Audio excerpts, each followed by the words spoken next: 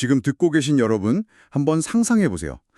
길을 걷다가 배가 너무 고파서 굶주린 친구를 위해 무심코 밀밭에서 이삭을 몇 개 꺾었다고 쳐보자고요. 네, 뭐 살다 보면 흔히 있을 수 있는 아주 사소한 행동이죠. 그렇죠. 그런데 단지 그 행동 하나 때문에 막 갑자기 국가 반역에 준하는 취급을 받고 심지어 사형에 처해질 위기에 놓인다면 어떨까요? 와, 세상에. 이상 몇 개 꺾었다고 사형이요? 그건 좀 너무 극단적인 가정 아닌가요? 그러니까요. 약간 말도 안 되는 억지 상황 같잖아요. 하지만 오늘 우리가 깊게 파헤쳐볼 고대 기록에서는 진짜로 이런 일촉즉발의 상황이 벌어집니다. 아, 마태복음 12장 텍스트를 말씀하시는 거군요. 맞아요. 보통 오래된 종교 문헌이나 고대 법전을 떠올리면 그 먼지 쌓인 지루한 규칙들의 목록을 기대하기 쉽잖아요. 네, 왠지 엄청 딱딱하고 도덕적인 교훈만 있을 것 같죠. 하지만 오늘 이 텍스트 속으로 들어가는 순간 상황이 완전히 달라집니다. 이게 단순하고 평면적인 교훈이 아니거든요. 당시 사회를 지배하던 거대한 체제와 완전히 새로운 세계관이 길거리 한복판에서 아주 격렬하게 충돌하는 현장 기록이라고 볼 수 있어요. 이 문헌이 단순한 텍스트를 넘어서 엄청나게 흥미로운 분석 대상이 되는 이유가 바로 거기에 있습니다. 어떤 점에서 그런가요? 이 기록은 수백 년간 사회를 굳건하게 지탱해온 규칙, 그리고 절대적인 권위, 인간의 가치 같은 것들이 단 하루아침에 어떻게 붕괴되고 재정이 되는지를 보여주는 완벽한 사례 연구거든요. 아, 붕괴와 재정이요? 네, 제도가 인간을 막 어떻게 억압하는지, 그리고 그 견고한 시스템을 어떻게 논리적으로 박살낼 수 있는지에 대한 아주 치열한 정치적이고 사회적인 투쟁이 담겨 있죠. 자, 그럼 이 부분을 본격적으로 파헤쳐보죠. 여러분도 오늘 이 복잡하고 흥미진진한 갈등의 한복판으로 저희와 함께 뛰어들어 보시길 바랍니다. 꽉 막힌 규칙의 틈새로 어떤 혁명적인 생각들이 피어오르는지 살펴보는 딥다이브가 될 겁니다. 방금 제가 오프닝에서 언급했던 그 밀밭 사건 있잖아요. 거기서 모든 갈등이 점화가 되거든요. 제자들이 안식일에 배가 고파서 밀밭 사이를 지나며 이삭을 잘라 먹었어요. 아주 배고픈 사람들의 자연스러운 본능이죠. 네, 그런데 이게 당대의 지배계층이었던 바리새인들의 레이더에 딱 포착이 됩니다. 여기서 우리는 그 안식일이라는 제도가 1세기 유대 사회에서 어떤 의미였는지 그 메커니즘을 먼저 이해해야 해요. 그냥 주말에 푹 쉰다 이런 개념이 아니었나요? 전혀 아니었죠. 단순히 일요일에 쉰다는 차원이 아니었어요. 안식일 규례를 해석하고 집행하는 권한은 곧 그 사회 전체의 법과 질서를 통제하는 막 아주 핵심적인 권력이었거든요. 아, 일종의 통치 수단이었군요. 맞아요. 바리새인들에게 이 안식일 규칙은 자신들의 정치적 그리고 종교적 지위를 유지하는 권력의 든든한 기반이었어요. 그러니까 그들 입장에서는 제자들의 행동이 자기들의 권력 기반을 건드린 거네요. 그렇죠. 그래서 행동을 보자마자 당신의 제자들이 안식일에 하지 못할 일을 하나이다 라며 즉각적이고 날카로운 공격을 가한 겁니다. 그런데 이 공격에 대해 예수가 방어하는 방식이 참 흥미롭습니다. 아니 막 변명하거나 아이 몰랐습니다 하고 사과하는 대신에 갑자기 다윗 왕의 이야기를 꺼내거든요. 이스라엘 역사상 가장 위대하고 절대적인 권위를 가진 인물이죠. 네, 다윗과 그 일행이 굶주렸을 때 성전에 진설병을 먹었던 그 유명한 사건 말이죠. 맞습니다. 여기서 그 진설병이 무엇인지 그 본질을 한번 짚고 넘어갈 필요가 있어요. 진설병이 그냥 빵 아닌가요? 이게 단순히 성전에 비치된 간식 같은 빵이 아니에요. 하나님 앞에 올려놓는 문자 그대로 가장 거룩한 성물 중의 성물이었습니다. 와, 엄청 신성한 거였군요. 네, 율법에 따라 오직 제사장들만이 그것도 아주 거룩한 장소 안에서만 먹을 수 있도록 엄격하게 제한된 음식이었죠. 그럼 다윗이 그걸 먹었다는 건 엄청난 룰 브레이킹이네요. 맞아요. 다윗이 그것을 먹었다는 것은 종교적인 절대적 금기, 그러니까 의식적 정결례를 완전히 위반했다는 뜻입니다. 아, 듣고 보니 이해가 확 되네요. 그러니까 인간의 생존, 다시 말해 굶주림이라는 절박한 상황 앞에서는 그 거룩하고 절대적인 종교적 금기조차도 뒤로 밀려날 수밖에 없었다는 뜻이군요. 정확합니다. 거기에 더해서 성전 안에서 일하는 제사장들은 안식일 규칙을 어겨도 죄가 되지 않는다는 조항까지 들이밀잖아요. 예수는 지금 상대방이 가장 신성시하는 역사적 인물하고 율법의 조항을 오히려 역이용해서 그들의 논리를 완전히 무너뜨리고 있는 겁니다. 자기들 무기에 자기들이 당한 셈이네요. 그러면서 아주 결정적인 선언을 하죠. 성전보다 더 큰 이가 여기 있다. 와, 이건 진짜 도발적인 발언이네요. 그리고 구약 성서의 구절을 인용합니다. 나는 자비를 원하고 제사를 원하지 아니하노라. 이 문장이 아주 핵심이에요. 자비를 원하고 제사를 원하지 않는다. 어떤 의미죠? 기득권층이 율법을 어떻게 남용하고 있었는지를 아주 정확히 꼬집는 겁니다. 제도를 지키기 위해 오히려 인간을 희생시키는 그 주객전도의 상황을 정면으로 비판한 것이죠. 진짜 우리도 현대 사회를 살아가며 막 비슷한 답답함을 자주 겪지 않습니까? 어떤 경우가 있을까요? 제도의 원래 목적은 분명히 사람을 보호하고 공동체를 유지하기 위한 건데 시간이 지나면서 그 본질은 사라지고 껍데기만 남은 관료주의, 그러니까 레드테이프 현상 말입니다. 아, 맞아요. 서류 작업에 품어치는 그런 현상이죠. 네, 막 피를 흘리는 응급 환자가 지금 눈앞에 죽어가고 있는데 절차상 무슨 사비 양식 서류를 세부 작성하지 않았다고 수술실 입장을 거부하는 병원 원무과 직원과 다를 바가 없네요. 규칙 지키느라 사람 죽이는 모순이죠. 아주 찰떡 같은 비유네요. 안식일의 본래 목적은 노동으로부터의 쉼과 인간성 회복, 그거 하나였습니다. 쉼과 회복이요. 네, 그러나 바리새인들은 그것을 아주 촘촘하고 숨막히는 규칙으로 쪼개어서 사람들을 통제하는 수단으로 변질시켜 버렸습니다. 본질이 완전히 타락한 거군요. 그리고 바로 뒤어 나오는 회당에서의 사건이 이 모순을 아주 극명하게 보여주죠. 아, 그 한쪽 손이 마른 사람 이야기인가요? 맞습니다. 한쪽 손이 마른, 즉 장애를 가진 사람이 등장하는데 사람들이 예수를 고발할 목적으로 함정 질문을 던집니다.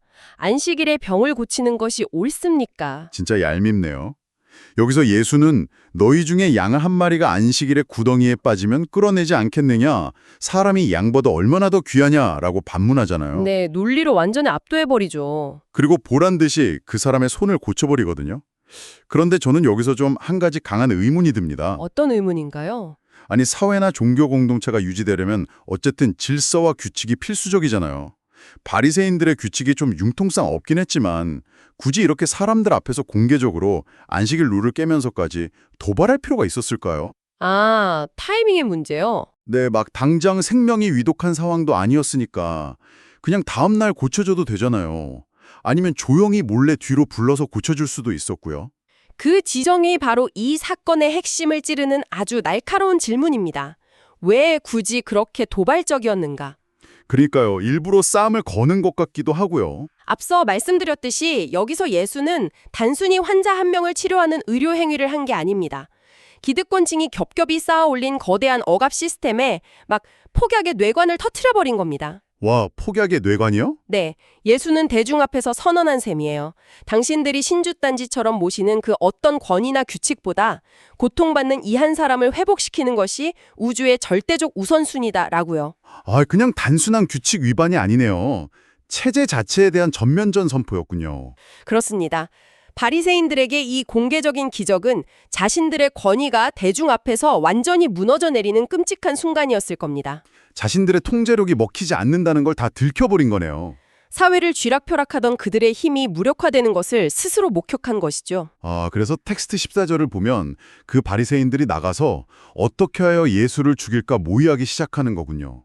네, 분노가 극에 달한 거죠. 그들 입장에서는 이것이 단순한 신학 논쟁, 말싸움 수준을 넘어서서 자신의 정치적이고 사회적인 생존 기반 자체가 흔들리는 엄청난 실질적 위협이었던 거네요. 생존의 위협을 느꼈겠죠. 그런데 이렇게 행동과 논리에서 완전히 밀려버린 권력자들이 그 다음에 취하는 행동 양식이 참 너무나 현실적이라 약간 소름이 돋을 정도예요. 아, 그 다음 사건 말이죠. 네, 상대방의 존재 자체를 지워버리기 위해서 아예 그 사람의 힘의 출처를 악마화하기 시작하잖아요. 아주 전형적인 권력 집단의 위기 대응 매뉴얼이죠. 위기 대응 매뉴얼이요? 네, 사실관계를 도저히 반박할 수 없을 때는 그냥 메신저를 깎아내리고 그 배후나 의도를 왜곡하는 더러운 프레임을 씌우는 겁니다. 아, 현실 정치에서도 자주 보는 모습이네요. 예수가 귀신 들려서 눈이 멀고 말을 못하는 사람을 딱 고쳐주자 대중들은 와, 이 사람이 다윗의 자손, 즉 메시아가 아니냐며 엄청나게 환호합니다. 분위기가 확 넘어갔네요. 그때 바리새인들이 치명적인 공격을 가하죠.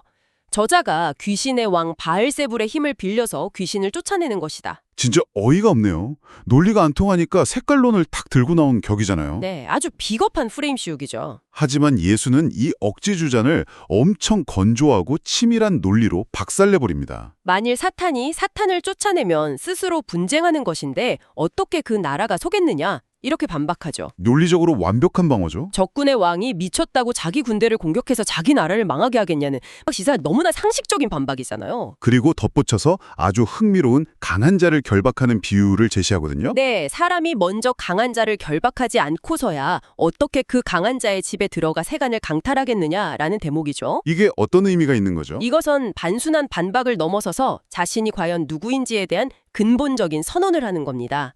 자신이 무슨 귀신의 힘을 빌린 하수인이라는 억지 주장을 일축하고 오히려 그 귀신의 왕, 즉 강한 자보다 훨씬 더 강력한 힘을 가진 존재라고 밝히는 거죠. 아, 내가 귀신 부하가 아니라 귀신을 때려잡는 존재다. 맞아요. 그 강한 자를 제압하고 결박했기 때문에 억눌린 사람들을 해방시킬 수 있다는 논리입니다. 기득권층은 진짜 멘붕이 왔겠는데요. 자신들이 도저히 통제할 수 없는 새롭고 본질적인 권위가 이미 세상에 깊숙이 침투했음을 깨닫고 아마 엄청난 두려움에 사로잡혔을 겁니다. 그런데 이 대목에서요, 전체 텍스트를 쭉 읽어보면 아주 묘한 모순점이 하나 발견되거든요. 어떤 모순점이죠? 마태는 이 치열한 갈등 직전에 이사야 선지자의 예언을 길게 인용하면서 예수를 묘사해요. 그는 다투지도 아니하며 상한 갈대를 꺾지 아니하며 꺼져가는 심지를 끄지 아니하리라. 아주 아름답고 평화로운 묘사죠. 네, 막 이렇게 한없이 온유하고 약자를 배려하고 평화를 사랑하는 존재로 그려내잖아요. 그런데 바로 몇 구절 뒤에 바리새인들과의 논쟁에서는 분위기가 진짜 180도 급변합니다. 아, 그 독설 부분 말하시는군요. 네, 그들을 향해서 독사의 자식들아 이러면서 상상 이상의 엄청난 독설을 퍼붓거든요. 나무와 열매의 비유를 들면서 막 너희 속이 악해서 악한 말이 나오는 것이라며 무섭게 심판하죠. 네, 온유함과는 거리가 멀어 보이죠. 이렇게 상반된 두 가지 모습이 어떻게 한 서사 안에서 매끄럽게 공존할 수 있는 걸까요? 좀 헷갈리거든요. 겉보기에는 명백한 모순 같죠. 하지만 오히려 이것이 진정한 권위의 양면성을 가장 완벽하게 보여주는 아주 중요한 장치입니다. 양면성이요? 조금 더 자세히 설명해 주시겠어요? 권력에 짓눌려서 상처 입고 소외된 대중들, 즉 시각장애인이나 말을 못하는 자들처럼 상한 갈대와 같은 약자들에게는 부러지지 않도록 한없는 자비와 치유를 베풉니다. 거기는 온유한 모습이 많네요. 그렇죠. 하지만 그 상한 갈대들을 고의로 짓밟고 억압하면서 자신들의 배를 불리는 굳어진 시스템의 수호자들, 그들에게는 한치의 타협도 없는 겁니다. 억압자들에게는 분노하는 거군요. 네. 그래서 가차없는 칼날을 들이대며 독사의 자식들이라고 일가하는 것이죠. 듣고 보니 이해가 됩니다. 무조건 막 부드럽게 웃어주고 참는 것만이 능사가 아니라 그런 억압적인 체제 앞에서는 진리를 지키기 위해 분노할 줄 아는 단호함. 그것이 생명을 살리는 또 다른 방식이라는 거군요. 아주 정확한 통찰입니다. 결국 그 두 모습 모두 생명의 가치를 지킨다는 단 하나의 목적 안에서 완벽하게 통합되는 셈이네요. 맞습니다. 그런데 참 이렇게 논리적으로 처참하게 박살이 나고 눈앞에서 기적까지 똑똑히 목격했으면 상대방도 이제 좀 물러날 법하잖아요. 보통의 인간이라면 부끄러워서라도 도망가야죠. 그러니까요. 근데 인간의 그 인지부조화라는 게 진짜 참 무섭습니다. 바리새인과 서기관들이 다시 다가와서 이렇게 뻔뻔하게 말하거든요. 선생님이요, 우리에게 표적 보여주시기를 원하나이다. 그들이 요구하는 이 표적의 본질을 아주 잘 들여다봐야 합니다. 짐벌을 보여달라는 거 아닌가요? 겉으로는 그렇죠. 하지만 그들은 진실을 찾기 위해서 합리적인 증거를 요구하는 게 아닙니다. 이미 충분하고도 넘치는 증거를 두 눈으로 보고도 안 믿는 지독한 확증 편향에 빠져 있는 상태죠. 아, 눈 닫고 귀 닫은 거네요. 네. 그들이 진짜로 원하는 건 자신들의 입맛에 딱 맞는 기적, 자신들이 세운 신학적 기준 안에 안전하게 들어맞는 기적, 즉 자신들이 통제하고 평가할 수 있는 쇼를 보여달라는 억지 요구에 불과합니다. 이 상황을 현대의 비유로 좀 바꿔보면 그 황당함이 확 와닿을 것 같아요. 네, 한번 비유해 보시죠. 여러분이 이미 완벽하게 지어져서 불까지 막 환하게 켜진 100층짜리 초고층 빌딩원에 딱 서 있습니다. 네, 100층 빌딩이요? 그런데 누군가 다가와서 나는 이 건물이 존재한다는 걸 도저히 믿을 수가 없으니 당장 건축 설계도 원본에 구청장 직인이 찍힌 걸 내 눈앞에 가져와라. 안 그러면 이 건물은 가짜다. 막 이렇게 떼를 쓰는 꼴이잖아요. 건물이 눈앞에 떡하니 있는데 종이 쪼가리를 요구하는 거죠. 아주 정확하고 재미있는 비유입니다. 이미 본질이 완벽하게 증명되었는데도 형식적인 표식을 끈질기게 요구하는 맹목성이죠. 진짜 답답한 사람들이네요. 그래서 예수는 그들을 악하고 음란한 세대라고 엄하게 꾸짖으면서 선지자 요나의 표적밖에는 보일 표적이 없다고 선언해버립니다. 아, 요나의 표적이요? 네, 요나가 사흘 동안 물고기 뱃속에 있었던 것처럼 인자도 땅속에 있을 것이라는 훗날 자신의 죽음과 부활을 암시하는 아주 중요한 발언이죠. 그 뒤에 이어지는 말씀이 진짜 뼈를 때립니다. 심판 때의 니느웨 사람들, 그리고 솔로몬을 찾아왔던 남방 여왕이 일어나서 지금 이 세대를 정죄할 것이라고 말하거든요. 아주 묵직한 경고죠. 그런데 굳이 왜 이 두 그룹을 콕 집어서 언급한 걸까요? 이유가 있나요? 이 지점이 아주 치명적인 일격이거든요. 니느웨 사람들과 남방 여왕의 공통점을 찾아보면 둘 다 당시 이스라엘의 종교적 기득권층이 짐승 취급하면서 멸시하던 이방인, 즉 외부자들이었다는 사실입니다. 아, 유대인이 아니었군요. 네, 니느웨 사람들은 요나의 그 투박하고 막 어떻게 보면 엄청 성의 없는 경고 메시지 딱 하나만 듣고도 국가 전체가 회개했습니다. 요나가 진짜 대충전했잖아요. 맞아요. 그리고 남방 여왕은 지혜로운 말을 단지 듣기 위해서 그 땅 끝에서부터 솔로몬을 찾아왔죠. 이 이방인들은 하늘에서 불이 떨어지거나 바다가 쫙 갈라지는 자극적인 기적이 전혀 없어도 말씀 그 자체의 진정성을 알아보고 반응했어요. 아, 진리를 알아보는 눈이 있었네요. 그런데 당대 최고의 종교 엘리트라는 저 바리새인들은 어떤가요?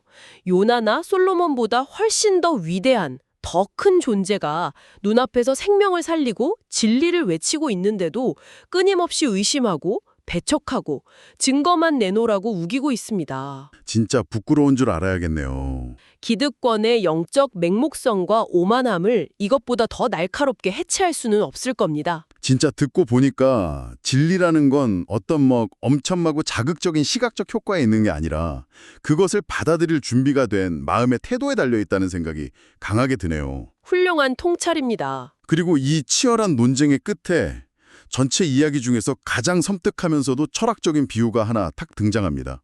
바로 그 유명한 비워진 집에 대한 비유죠. 네, 맞아요. 저는 이 부분이 참 이해하기 어렵더라고요. 인간의 내면이나 사회 시스템의 본질을 꿰뚫는 엄청난 심리학적 통찰이 담긴 부분이라고 하던데요. 네, 더러운 귀신이 어떤 사람에게서 나갔다가 쉴 곳을 찾지 못해서 예전 집으로 다시 돌아와 봅니다. 그런데 그 집이 텅 비어 있고 깨끗하게 청소만 되어 있었죠. 네, 청소가 잘 되어 있었죠. 그래서 귀신이 어떻게 합니까? 자기보다 더 악한 귀신 7마리를 데리고 들어가서 그 사람의 나중 형편이 처음보다 훨씬 더 처참해졌다는 이야기입니다. 아니, 상식적으로 뭔가 비워냈다는 건 좋은 거 아닌가요?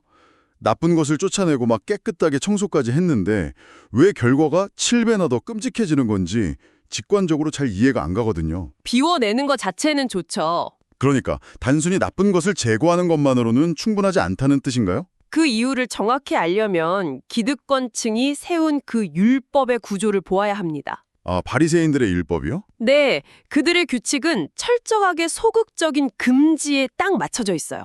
하지 마라, 이런 거요. 맞아요. 안식일에 일하지 마라. 부정한 것을 절대 만지지 마라. 죄인하고는 밥 먹지 마라. 즉, 인생이라는 집에서 나쁜 것들을 쫓아내고 겉을 깨끗하게 쓸고 닦는 데만 집착을 한 겁니다. 깨끗해 보이기는 하겠네요. 문제는 집을 청소하고 그냥 텅 비워두기만 하면 그 빈 공간은 반드시 무언가 다른 것에 의해 점령당한다는 변하지 않는 진리입니다. 무균실처럼 죄가 없는 텅 빈 상태. 그게 결코 이상적인 종착지가 아니라는 말이군요. 그렇습니다. 비워진 내면을 진정한 사랑, 타인에 대한 자비, 생명을 살리는 능동적인 실천으로 꽉꽉 채우지 않으면 어떻게 될까요? 글쎄요, 다시 나빠지겠죠. 처음에는 도덕적으로 엄청 깨끗해 보일지 몰라요. 하지만 결국 그 텅 빈 공간은 영적 우월감, 타인을 정죄하는 교만함, 그리고 겉만 번지르르한 위선이라는 막 7배나 더 악한 것들의 끔찍한 소골이 되고 맙니다. 아, 교만과 위선이 그 자리를 차지하는군요. 무언가를 단순히 금지하고 제거하는 것만으로는 진정한 회복이 일어날 수 없으며 반드시 적극적으로 선한 것을 채워 넣어야 한다는 아주 무서운 경고인 거죠. 진짜 텅 빈 도덕주의가 얼마나 폭력적이고 끔찍하게 변할 수 있는지 정확히 보여주는 소름 돋는 통찰이네요. 자, 이렇게 기존 시스템의 낡은 규칙이 논파당하고 기득권의 오만함이 산산조각 났습니다. 이에 시대의 집이 완전히 비워진 거죠. 네, 낡은 체제가 무너졌죠. 그렇다면 자연스럽게 마지막 질문 딱 하나만 남게 됩니다. 이 낡은 체제가 무너진 자리에 세워질 이 새로운 세계에는 과연 누가 속하는가? 정체성과 소속감의 문제죠. 네, 바로 이 문제로 텍스트가 결론을 향해 달려갑니다. 아주 드라마틱한 타이밍의 사건이 딱 벌어집니다. 이 숨막히는 논쟁이 막 치열하게 오가는 도중에 예수의 어머니와 동생들이 예수를 만나기 위해 밖에 서서 있다는 소식이 전해져요. 긴장이 팽개갈 때 가족이 찾아온 거네요? 누군가 무리 속에서 외치죠. 보소서 당신의 어머니와 동생들이 밖에서 찾고 있습니다. 라고 말을 전합니다. 솔직히 보통의 전개라면 내 가족이 왔군. 잠시 쉬었다 합시다. 모셔와라. 막 이렇게 하는 게 되게 자연스럽잖아요? 인지상정이죠. 그런데 여기서 예수는 당시 사회의 근간을 완전히 흔들어버리는 폭탄 발언을 던집니다.